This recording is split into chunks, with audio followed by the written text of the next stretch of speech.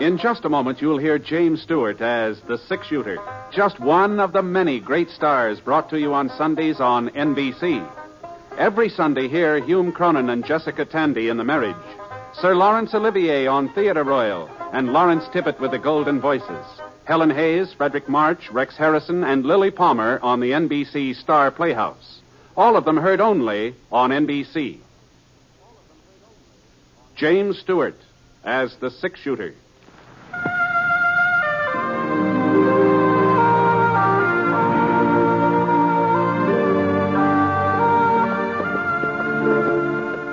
The man in the saddle is angular and long-legged. His skin is sun-dyed brown. The gun in his holster is gray steel and rainbow mother of pearl, its handle unmarked. People call them both the six-shooter. The NBC Radio Network presents James Stewart as the six-shooter, a transcribed series of radio dramas based on the life of Britt Ponsett, the Texas plainsman who wandered through the Western Territories, leaving behind a trail of still-remembered legends.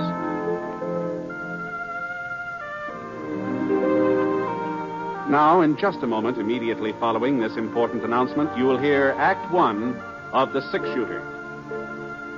A lot of vacations start as a daydream and end as a daydream for lack of money. That need not happen to you. You can have extra money when you need it. Simply join the payroll savings plan for buying United States savings bonds. When your bonds mature, you'll get back $4 for every $3 you invest. And there's your extra money, your vacation, both guaranteed. Ask your employer about buying United States savings bonds through the payroll savings plan, and then join. Now, Act One of The Six-Shooter, starring James Stewart.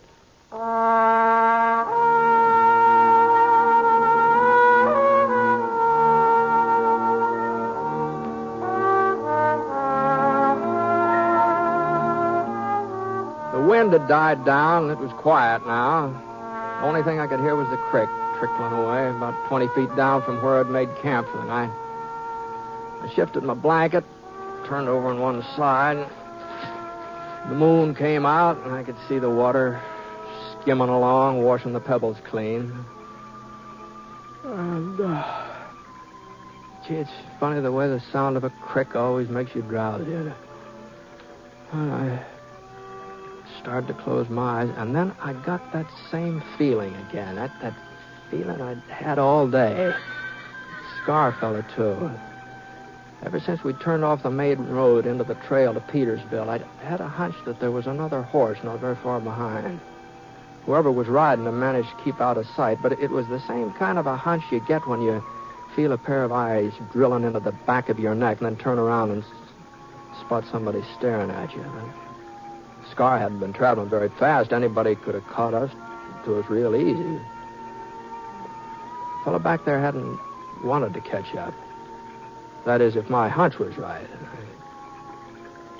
It wouldn't be the first time I played the wrong hunch.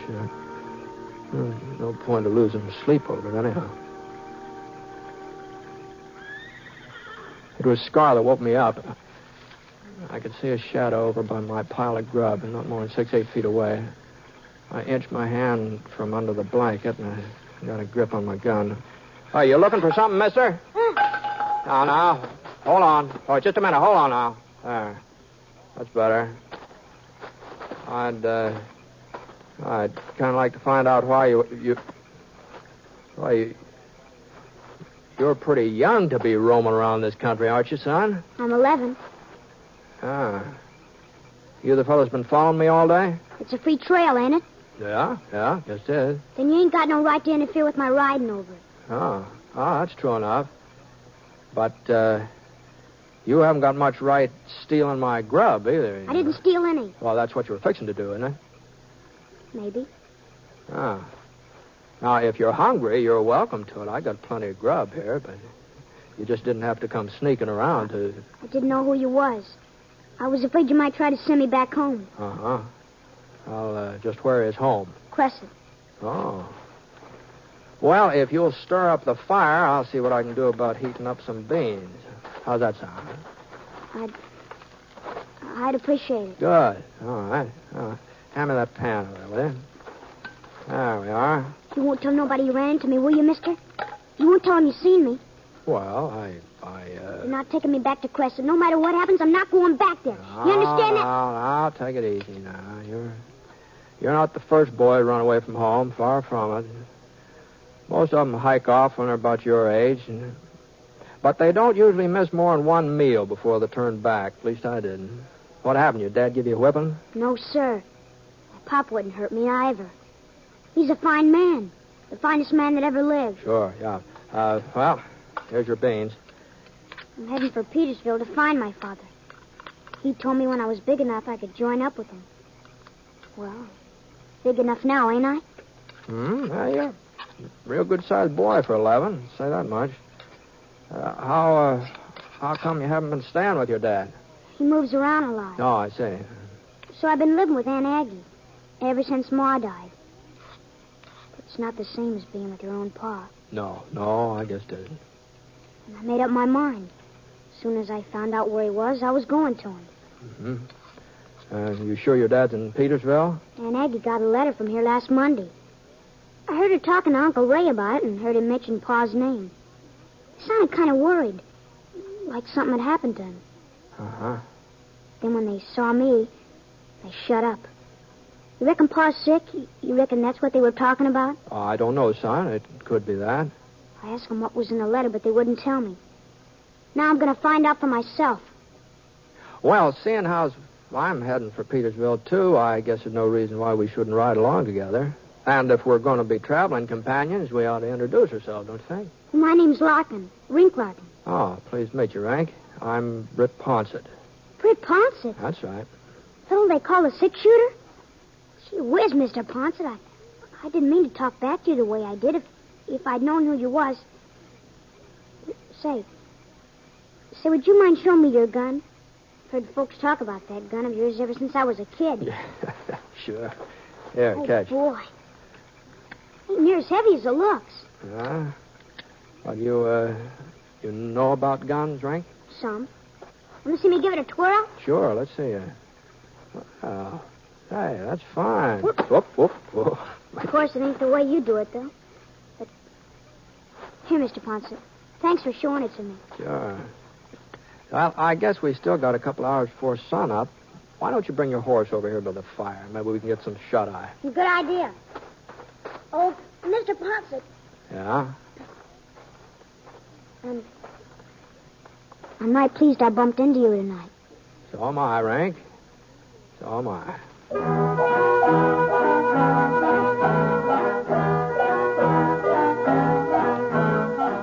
We got an early start the next morning. That is, considering that it took me almost half an hour to get Rink awake and on his feet. It was about 4 o'clock when we got into Petersville. I hadn't been through that way for a couple of years, but the town, it hadn't changed much. But the only thing different I saw was a new livery stable and a fresh coat of green paint on the Jackson Hotel. Men playing checkers in the front porch, they hadn't changed at all. Except maybe their beards a little grayer. Of course, my hair wasn't exactly the same shade it used to be, you know. But that was from being out in the sun so much. At least that's how I figured it. Well, we pulled up beside a yellow adobe building right next door to the hotel and climbed off our horses. Well, come on, Rank. Let's go inside and see what we can find out about your father. That's the sheriff's office. Mm-hmm. Sure, he'll know where he is. If any... What's the matter, Rank? I don't like sheriffs, that's all. Haven't been giving you trouble, have they? Pa don't like 'em neither. Heard him say so once. He was talking to a friend of his and heard him say how he hated some sheriff. Oh, well, I don't imagine he was talking about Sheriff Jay. There's good sheriffs and bad sheriffs, like everything else. But most of them are good. Come on now, come on.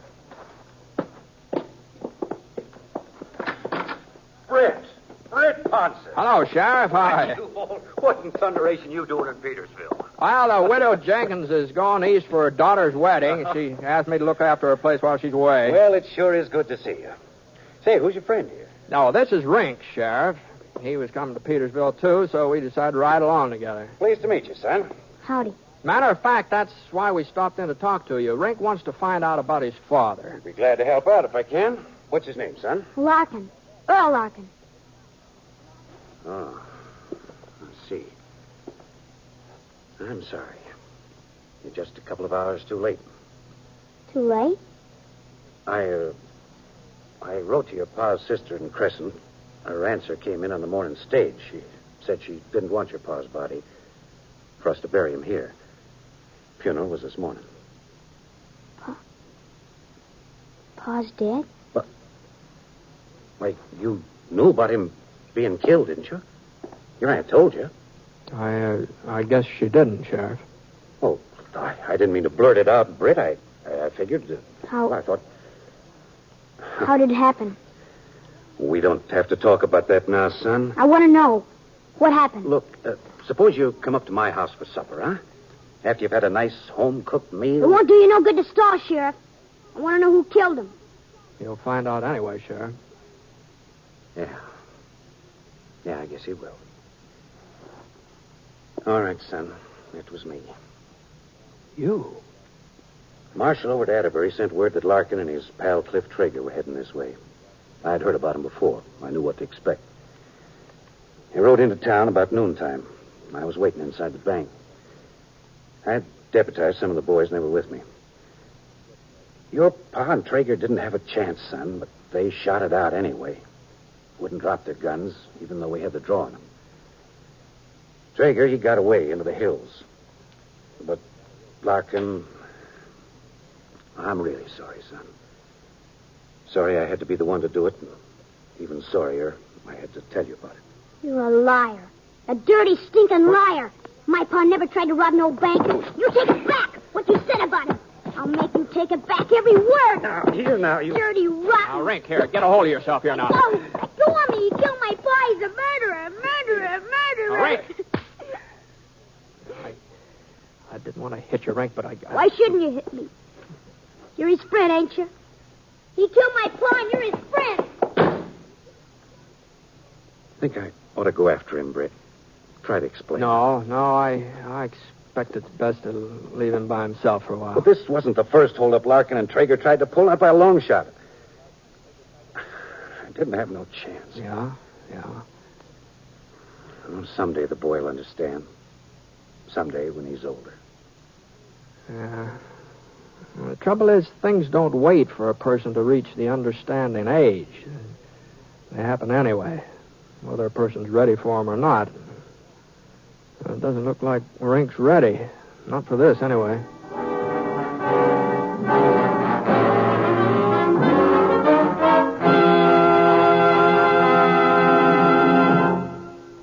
We'll return to James Stewart as the six-shooter in just a moment. Monday night brings magnificent musical programs to the NBC radio network. It's an evening designed for restful relaxation. A time to sit back in your favorite chair and listen to melodies old and new on such famous programs as The Voice of Firestone, The Railroad Hour, and The Telephone Hour. The Voice of Firestone continues to enchant radio audiences from coast to coast, and the program is now in its 25th year. Also on Monday evenings, enjoy the operettas presented on the Railroad Hour. Gordon MacRae is your Railroad Hour host, and each week he is joined by a charming guest artist in the stellar productions of this fine show. You'll also want to hear the Telephone Hour every week, as it presents the music of Donald Voorhees and the Bell Symphonic Orchestra and Chorus, as well as superb guest soloists. Listen Monday evenings on the NBC Radio Network.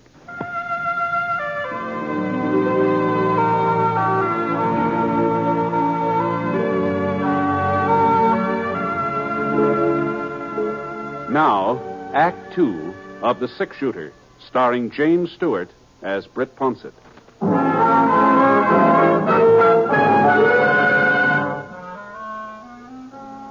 After I made sure of a room for the night, I started out looking for Rink. I had a hunch I wouldn't have a hard time finding him. There was only one cemetery in Petersville, a sloping hill west of town. Pines all around it and soft green ferns mixed in between the trees. Rink was there. sitting on his haunches right beside a mound of fresh earth. He wasn't crying, but his cheeks were streaked with wet dust where the tears had been. Oh, Rink. Say, if these things were your paws, I thought maybe you might like to have them here. You, want some supper? I'm not hungry. Yeah, well... You believe what the sheriff said, don't you? You believe he was right to kill Pa? Well, I wasn't there. I didn't see how it happened. But you're on his side anyway. Well, people don't have sides, Rink, not on a thing like this. I do. I'm on Pa's side. He was a good man. Never did anybody harm, never. No matter what that lying sheriff says.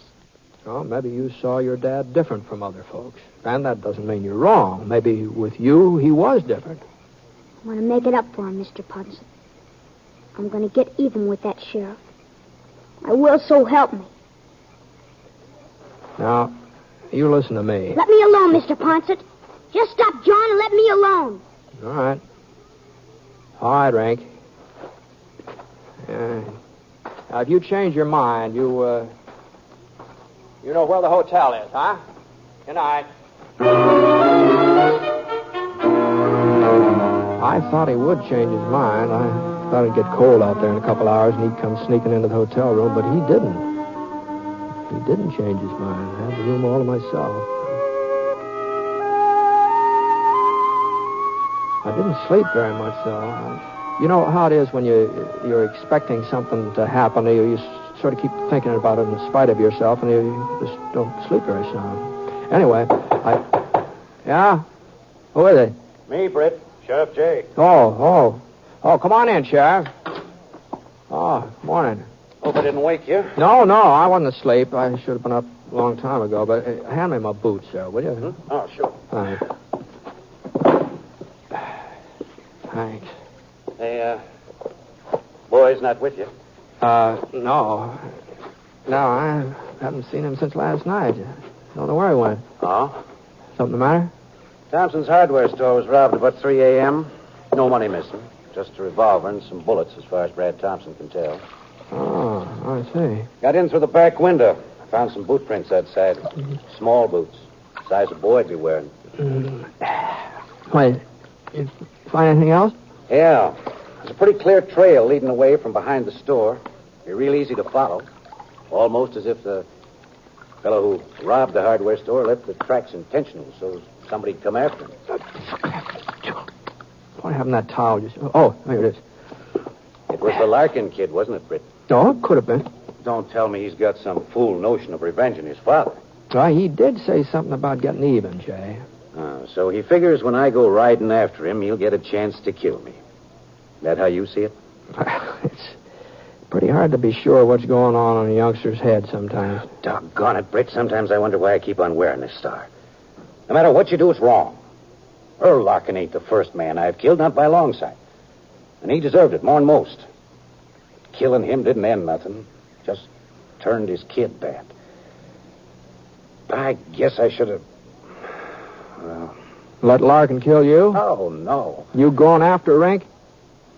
Oh, maybe the kid will come to his senses. When you're 11 years old and you get set on accomplishing something, you don't change your mind very easy, you know. What do you expect me to do, Britt? Go up in those hills and shoot it out with an 11-year-old boy? I got a son of my own. Ned's just about the same age as Rink. Oh? If Rink was covering me right now, there in that door, if I saw his finger starting to squeeze the trigger, I wouldn't be able to shoot. No matter what, I wouldn't be able to shoot. Where's this trail lead? East, over toward Skull Mountain.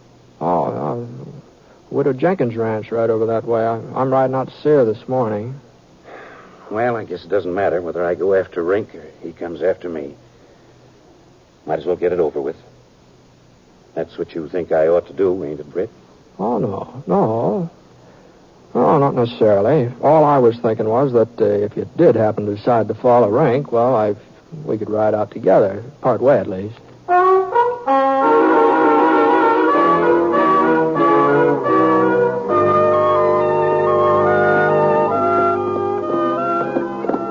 We're getting pretty close to Black Canyon, aren't we? Yeah. Yeah, it's only about half a mile. Yeah. If somebody wanted to set up an ambush, that canyon would be a good place, wouldn't it? Yeah. Well, here's the turnoff to the Jenkins Ranch. Huh? Oh, yes, yeah. That's right. Well,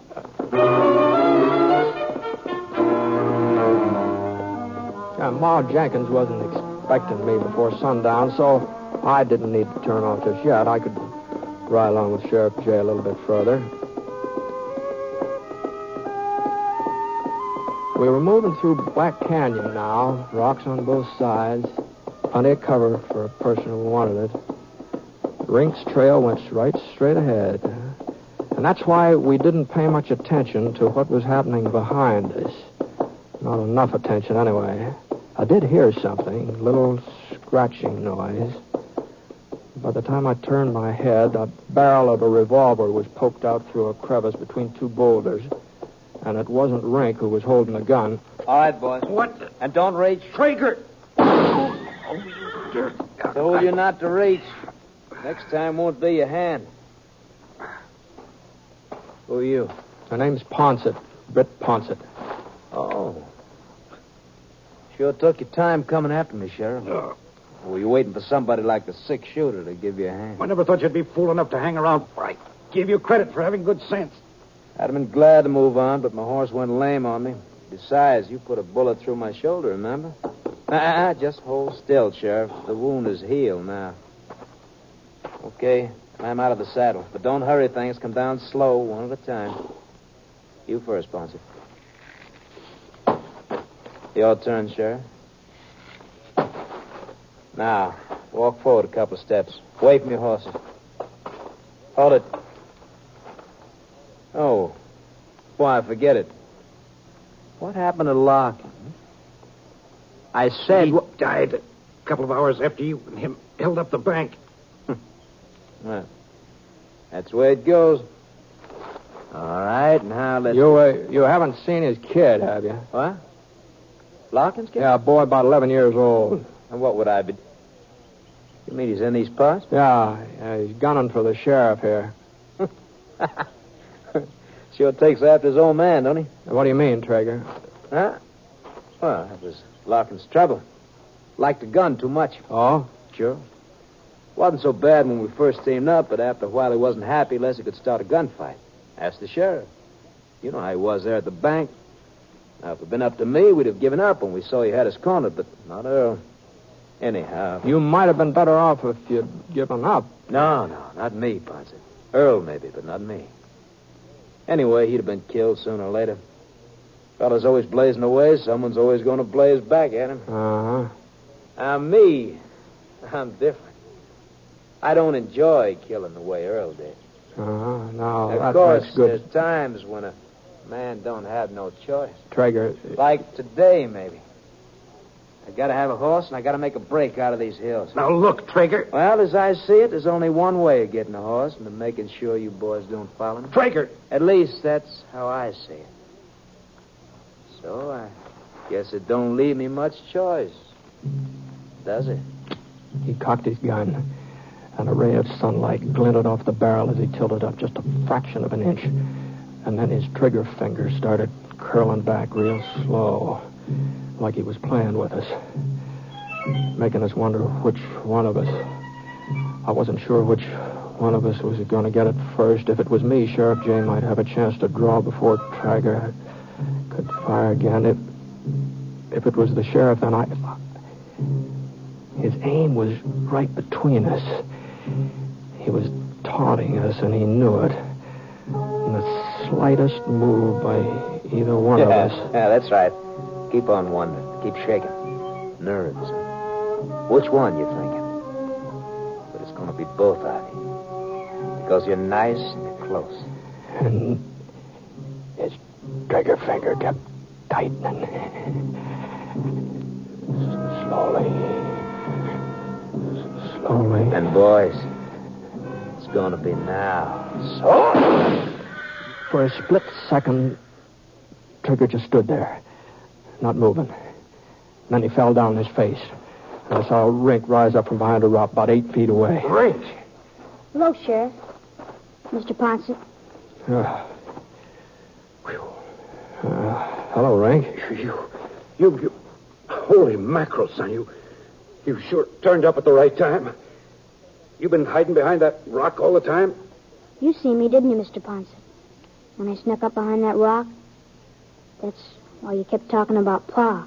I thought I saw somebody. Figured it might be you. Sure hoped it was. I'm glad I heard what he said, Mr. Ponset. Otherwise, I'd never have believed about... I'm sorry I called you a liar, Sheriff.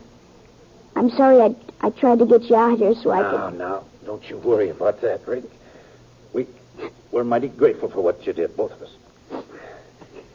You sure know how to handle a gun. Pa taught me.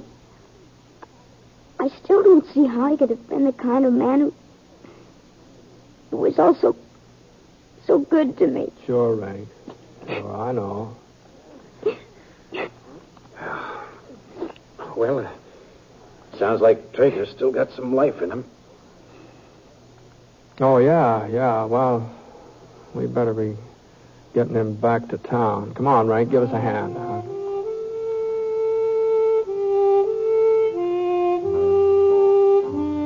Well, since I was going to be alone on the Jenkins place while Ma Jenkins went east, there didn't seem to be any good reason why Rink couldn't stay along there for a while, too.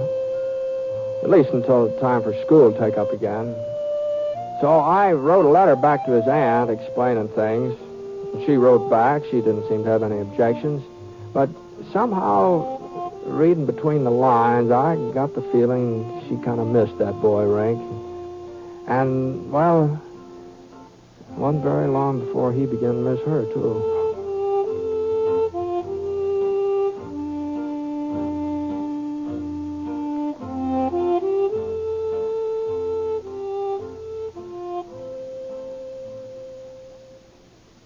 One of the finest things you can do is support your local community chest or United Fund. Through them, you can make just one yearly contribution that takes care of many needs. Since only one campaign is staged, much time and effort are saved. Your money is collected and administered honestly and efficiently.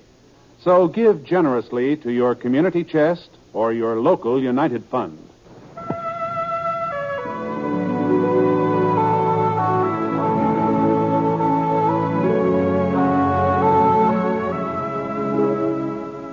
The Six Shooter is an NBC radio network production in association with Review Productions. It is based on a character created by Frank Burt, and the transcribed story is written by him.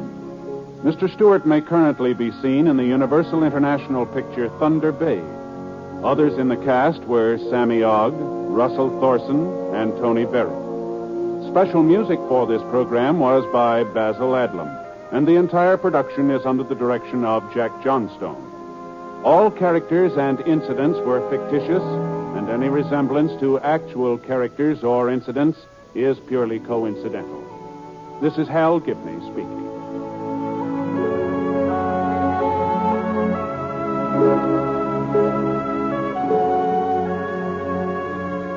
Here's Stroke of Fate next on the NBC Radio Network.